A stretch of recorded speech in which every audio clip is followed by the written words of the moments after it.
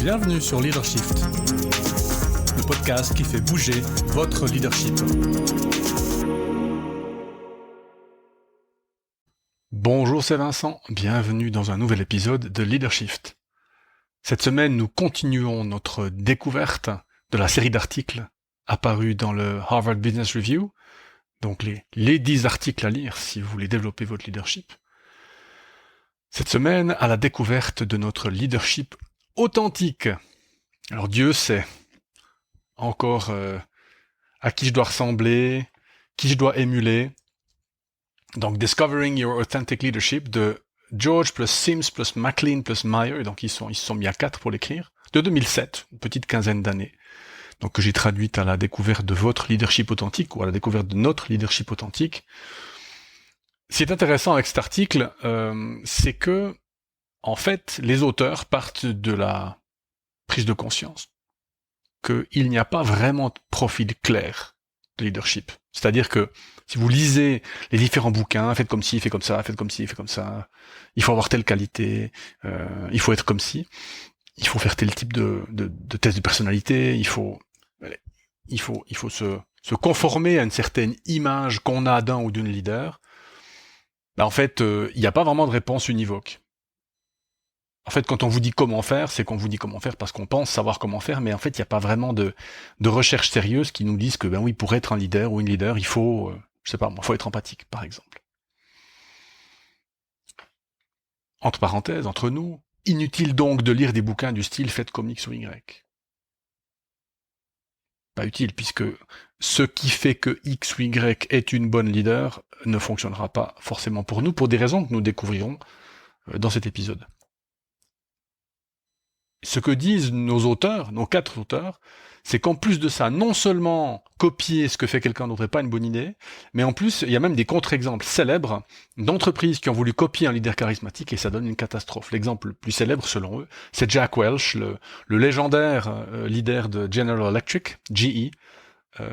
Tout le monde a apparemment voulu lui ressembler et ça a donné des catastrophes. Ce qui semble, enfin à le dire comme ça paraît assez évident. Si vous êtes quelqu'un de naturellement plutôt pas empathique, plutôt très go-getter comme on dit, hein, donc on fonceur, fonceuse, essayer de devenir 100% empathique, s'occuper des gens, etc., ça risque d'être très très compliqué. Et ça risque d'être incompris.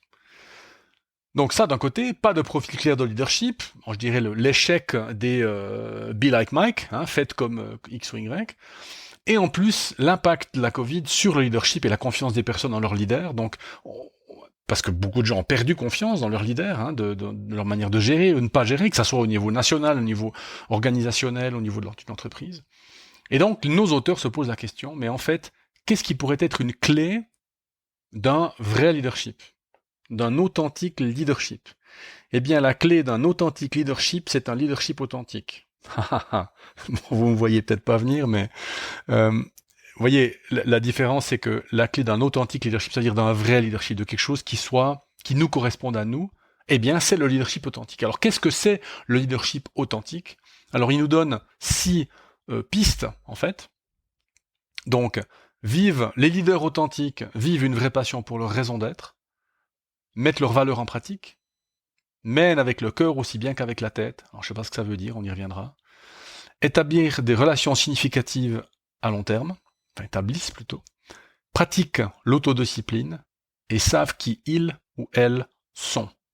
Donc, passion pour la raison d'être, valeurs, mènent avec le cœur, relations significatives, autodiscipline, savent qui ils ou elles sont. Alors voyons ces 6 en un peu plus de détails. La raison d'être. Comment je trouve ma raison d'être? Alors ma raison d'être professionnelle, puisque nous sommes entre nous dans le monde professionnel, mais on pourrait faire pareil dans notre vie globalement. J'ai une posture sur le sens de la vie qui est peut-être un petit peu brutale, hein, mais j'aime bien la phrase de Jacques Monod que je pourrais pas vous citer vraiment, mais dans le hasard et la nécessité, sa conclusion c'est que en fait nous sommes dans le vide et nous comprenons notre inutilité et l'inutilité de notre existence. Et donc justement, l'erreur qu'ont fait certains philosophes, c'est de penser que du coup, autant se suicider. Non, justement, je pense que en développant une raison d'être, on arrive à, malgré la futilité de notre existence, vivre heureux et rendre les gens heureux autour de nous. Et c'est pareil au travail, à mon avis. Donc, raison d'être, pourquoi est-ce que je travaille? Pas pourquoi, en un mot, mais pourquoi. Allez, en allemand, on dirait wofür, c'est-à-dire dans quel but, pour quelle raison d'être. Pourquoi est-ce que je travaille?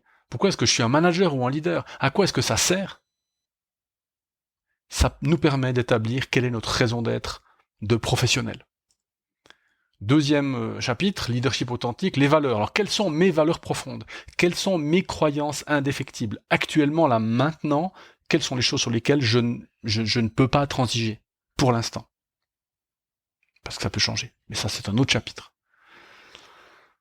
Troisième élément, les leaders authentiques mènent avec leur cœur aussi bien qu'avec leur tête. J'ai pas vraiment trouvé de détails sur ce qu'ils veulent dire, donc moi je traduis ça par suis-je émotionnellement compétent? C'est-à-dire que je suis pas juste un analyste, un robot qui prend des décisions pesées, mais je sais prendre en compte aussi les émotions autour de moi pour pouvoir les utiliser comme critères de décision. Donc vous vous souvenez, compétences émotionnelles, de perception des émotions, d'évaluation des émotions, d'expression des émotions et de contrôle. Alors on pourrait s'entendre sur le mot de contrôler, mais en tout cas contrôler les conséquences de nos émotions, si on ne peut pas contrôler nos émotions elles-mêmes. Donc, est-ce que je suis émotionnellement compétent? Et les leaders authentiques sont émotionnellement compétents et compétentes. Quatrième chapitre, les relations, puisque les leaders authentiques établissent des relations significatives à long terme. Qu'est-ce qu'une relation significative pour moi? Comment je la définis? À quoi elle ressemble? Comment est-ce que je les établis, ces relations? Alors, petit indice, épisode 111, la confiance.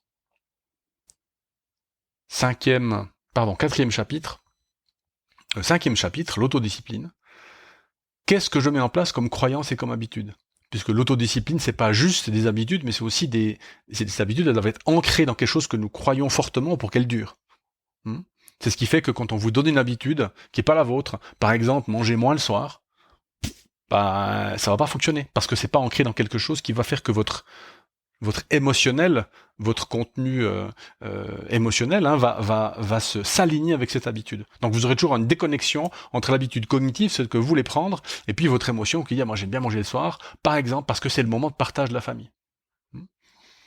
Et enfin, dernier élément, les leaders authentiques savent qu'ils ou elles sont. Qui suis-je? Qui suis-je? Eh bien, comment je peux le faire? Quelles personnes ont eu le plus grand impact sur moi au début de ma vie, de ma carrière? Eh bien, avec cette question, je peux me faire un portrait de ce qui m'a influencé. Quelles personnes ont eu le plus grand impact sur moi au début de ma vie, au début de ma carrière? Quels sont mes moteurs? Comment est-ce que je les utilise? Qu'est-ce qui me drive, on dirait, en mauvais français? Quels outils je mets en place pour développer ma conscience de moi? Indice, demander du feedback. Donc vous voyez que ces 6 éléments, finalement, ne donnent pas un profil. On ne vous dit pas qui vous devez être. Par contre, on vous dit, nous disent, ces auteurs, qu'est-ce que nous devons connaître sur nous pour pouvoir être un ou une leader authentique. Donc c'est pas un profil, pour me dire, oui, mais c'est une recette. Oui, mais c'est pas un profil, c'est beaucoup plus flexible. Moi, ce que j'ai aimé dans cette manière de voir les choses, c'est que je peux être un leader contrôlant, je veux dire, pas empathique pour dessous, mais qui sait établir des relations à long terme, qui sait prendre en compte les émotions des gens, qui sait mettre ses valeurs en pratique, etc., etc., etc. Donc c'est possible pour tout type de personnes. Fini l'espèce de, comment il faut dire, de dictature du bon manager, du manager gentil, empathique, compréhensif, etc. Le leadership authentique.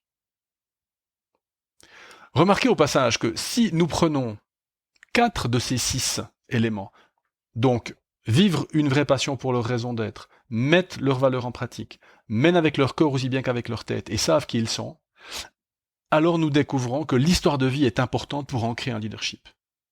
D'ailleurs, ils le disent dans l'article, beaucoup de leaders qu'ils ont interrogés ont eu un événement traumatique est peut-être un mot, alors pour certains clairement traumatique, pour d'autres peut-être un élément marquant, qui a fait qu'ils ont dû développer quelque chose, une manière de voir les choses, certaines compétences, pour pouvoir survivre ou surpasser cet événement difficile. Étant donné la condition humaine, nous avons tous dû passer des moments difficiles dans notre vie. Alors oui, si vous avez 5 ans, mais bon, en même temps, vous avez 5 ans, vous écoutez pas ce podcast. Donc l'histoire de vie est importante pour ancrer un leadership. Donc le challenge n'est pas d'apprendre tout un tas de compétences. Le challenge, c'est donc de nous comprendre suffisamment bien pour découvrir comment utiliser notre leadership pour servir les autres. Alors dans l'article, ils disent notre don de leadership. Alors moi, ça me fait frémir, puisqu'on vient de dire que c'est justement pas un don, puisque c'est un ensemble de choses que nous développons à partir de notre connaissance de soi. Mais bon, ça, je pense que l'habitude américaine d'aimer le talent et les dons, hein, tout ça est très christique, donc très théologie chrétienne. Donc, je pense que c'est pour ça, les Américains, hein, c'est une culture qui est encore très, qui n'est pas passée à la post-chrétienté, pardon. Donc, j'ai enlevé le don parce que je pense que ce n'est pas une question de don, c'est justement une question de travail sur soi. Donc, il y a 2 processus essentiels pour être un ou une leader authentique. Premier processus, c'est évidemment de développer une conscience de soi. Et le deuxième, une fois qu'on l'a fait, je dirais, eh bien, c'est de développer des principes de leadership qui concrétisent nos valeurs, notre histoire de vie. Donc, comment je passe de mon expérience de vie à des principes de leadership? Comment est-ce que je concrétise ça en principe concret, en principe d'action, on pourrait dire? Alors la bonne nouvelle, c'est que c'est pas une recette. Donc tout le monde peut être un ou une leader authentique. Tout le monde peut avoir du succès en tant que leader, même si on est collaborateur, même si on est juste, activiste dans je sais pas quel mouvement, ça ne change rien. Si nous nous connaissons, alors nous pouvons savoir qui nous sommes ou qui nous devons être, selon qui vous êtes, hein, selon à quel type de philosophie vous pensez. La mauvaise nouvelle, c'est extrêmement difficile à faire seul. Alors, vous me voyez peut-être venir, non, oui, Coapta propose ce genre de service, mais c'est pas l'objectif. C'est-à-dire que vous pouvez le faire seul, dans le sens, vous pouvez lire des livres, parce qu'il y a pas mal de bouquins qui peuvent être intéressants, des bouquins sur la confiance, des bouquins sur le développement de soi, mais pas des recettes, pas comment être motivé en 3 steps rapides, mais des bouquins qui font appel à, moi je dirais, lire un peu de philosophie. Ça peut aussi être une bonne manière de faire. Commencer par des choses simples, des choses courtes. Le discours sur la servitude volontaire de la Boétie, par exemple. Vous pouvez même lire Le Prince de Machiavel. Vous pouvez sauter la moitié parce que c'est très très historique, mais le reste, ça ne peut vraiment vous poser des questions. Est-ce que moi je suis comme ça? Est-ce que je suis pas comme ça? Etc. Je commence d'ailleurs un CAS fin septembre en philosophie et management, donc peut-être que je pourrais vous en dire un peu plus aussi. Donc, bonne nouvelle du leadership authentique, ce n'est pas une recette, mais la mauvaise nouvelle, c'est que c'est difficile à faire seul. Et donc, pour vous aider, l'épisode prochain, je vais me soumettre moi, en fait, aux questions que je viens de nous poser, en essayant d'apporter des éléments sur que peut être mon leadership authentique à moi. Donc voilà, à la semaine prochaine. Ciao.